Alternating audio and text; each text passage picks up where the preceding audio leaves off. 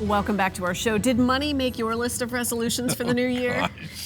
Yes and yes. Millions of Americans welcome 2017 with the idea of getting their finances in order. Financial advisor Tom Powell is back to help us navigate the road to financial success this year. So before we came on, we're talking sports, we're talking tonight's football game and everything. And then I said, we got to come up with a game plan. No coach would go into a game without a plan of different phases of the game, and you have to approach finances the same way. You're exactly right. In fact, one of the primary things that we look to do is establish a budget, right? It was interesting to me, I read a recent article from Consumer Financial Literacy that said only 44% of U.S. adults actually operate off of a budget, and 24% said they had no idea where they spent the majority of the income that they had coming in. That's not a plan for success, I don't believe. I think all financial plans need to begin with a good, strong budget.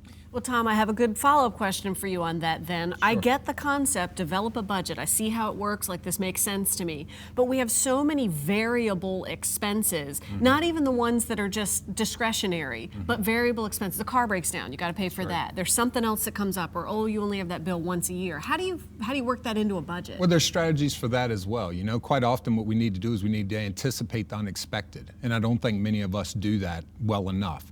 So for most couples, I would tell you that if it's a dual working household, you need to have 3 months of expenses set aside in the form of cash for all those things that could come up. The contingencies like the HVAC breaking because it's 1 degree when you leave your house this morning, or maybe the starter on the car goes bad, or the battery goes bad. Where does that money come from? That would come from that emergency cash that you have sitting on the sideline.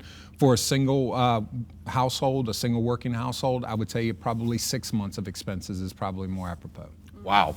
All right, so some of us didn't plan in advance and got some debt piled up. How do we deal with that? Yeah, another one that's kind of timely for now, snowballing is a strategy that you can use to pay off debt faster. Identify that piece of debt that you can pay off utilizing the minimum payment that you'd pay off first, and really attack that piece of the debt. And then once you pay that debt off, take the capital that you were allocating to pay off that debt and now apply it to the next piece of debt that you have. In fact, a lot of folks can go through this strategy, and when they apply it to their mortgage, making one additional mortgage payment a year can reduce your mortgage by 5 to 10 years depending on the interest rate that you have. And if you strategize for that right now in January, make that extra payment at the end of the year, but you've been saving for it along the way. Yeah, that's one of the strategies, or you can make a payment every other week. If you make 2 payments a month, think about that. All of a sudden now we have not full payments, but make half of your mortgage payment every 2 weeks. With the average month being 4.33 weeks, you end up saving up about another monthly payment by the end of the year. So that's a good strategy to use.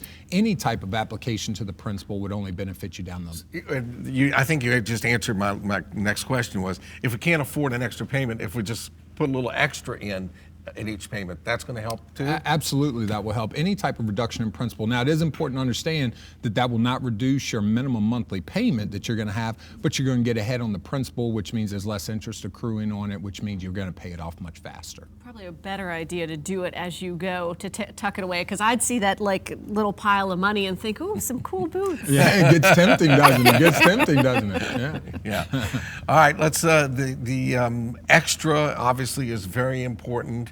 And I know a lot of folks are thinking, well, I don't have a penny. I'm paycheck to paycheck at this point. Right. Is that just a discipline thing? It can be, but sometimes you just don't know where the money's going. That's why the budget is so important. And what I tell folks when they come up with a budget, I mean, the idea is we lay out all the paperwork and we say, let's create a budget. Well, that's not necessarily effective. Sit down with your financial advisor and actually take a look at what you spent money on for the last 30 to 60 days. I mean, real stuff. Did I stop at Starbucks to get this cup of coffee? Did I have to pay extra on my cable bill because I got a pay-per-view? Whatever it was, actually track the expenses. You'd be surprised at how much discretionary income you may actually have in there, and then we can start allocating that to real goals that you have. Fantastic.